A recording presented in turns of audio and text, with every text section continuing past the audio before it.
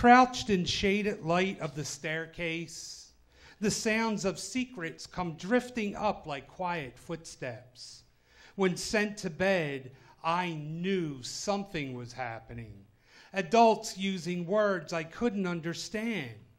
Sometimes I got tired, bored, fearful of getting caught, that had me running for the safety of sheets. The fear of punishment gives ways to adventure and shadows and squeaky floors.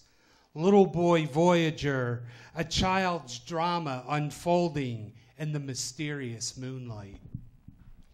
Memories of a little boy's first-time experiences. I remember the first time I watched intently from behind him my father's face in the mirror as he shaved. I guess he felt my fascinated razor-envy gaze. "You'll be doing this someday," his reflection brightly promised me.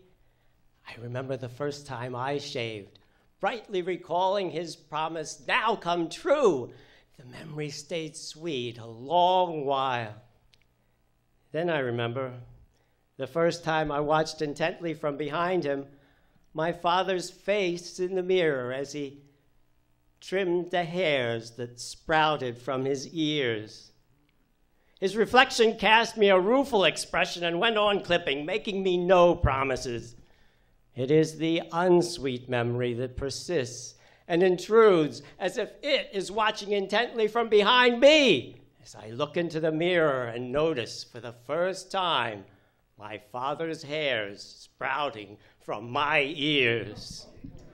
Oh, and that hair is still there, but whatever happened to the other hair? What happened to my other hair, Steve?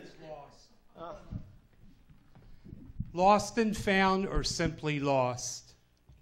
Sometimes I wonder where you are, how many ghosts of me you may have encountered, but I suppose curiosity isn't enough for either of us. Our youth is lost, locked away in old luggage, unabashedly passed through airport scanners, left circling aimlessly at baggage claim. Perhaps some dreams still exist, living and breathing under a watchful eye of a caretaker in a cold, dark castle, hidden, surrounded by tall weeds, awaiting our return. Can't afford to wait too long. Ever think about this? Today may just be the best day of the rest of your life. Something may happen, some small, awful thing. So by tomorrow at this time, your world could be a much more miserable place to live and die. This may happen. This will happen to a lot of people. People you don't know, people you don't care a thing about, people like you. By this time tomorrow, many of them, many of you, many of us may be looking back on the best day of the rest of our lives. Ever think about that? Have a nice day. But bad things happen, sometimes because of bad luck and sometimes because of bad ideas. Bad idea. No one ever tried to think of a bad idea, yet they run rampant like a dog chasing a ball. A good idea can storm from a series of bad ones. You have to go over the cliff before you learn how to land. We seem as quick as a sneeze to act on a bad idea, but slow as a crawl from bed on a good one. I don't know. It seemed a good idea at the time, said the man who was on fire after he lit a cigarette in the back of the hay wagon. The hay wagon should have had a no smoking sign. The trains have no smoking signs. The trains have all kinds of signs. One of my favorites is one that you may not have noticed. Keep feet off seats, reads the assonant commandment on a sign posted by the door of the railway car.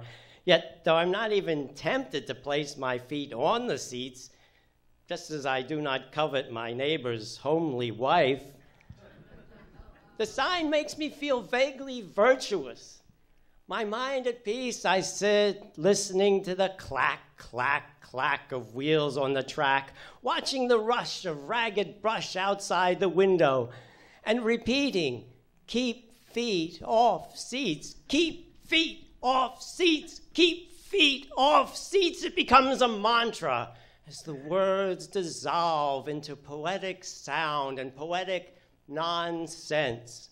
The rush of the brush, the clack, clack, clack of wheels on the track, keep feet off seats, pure primal rhyme and rhythm, transporting the passive passenger beyond any destination to an eternity of sound where keep feet off seats is the sole commandment and there is no sin.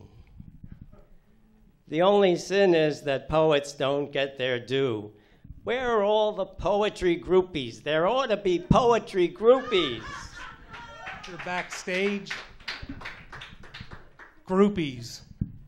Professional athletes are accustomed to having beautiful women. As young jocks in high school, they get all the best-looking girls. This trend continues as they move up in the ranks. Joltin' Joe got Marilyn. Many bluesmen were known as ladies' men.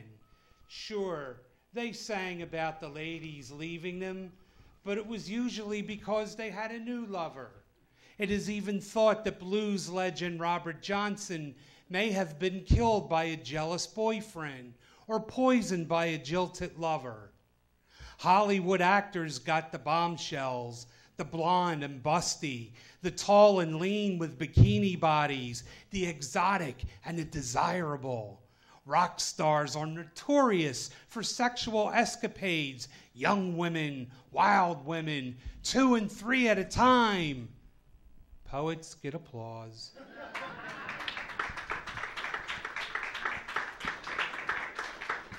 You may think that shameful appeal for applause was the end of our act, but it's not. We still have a score to settle. Back to back.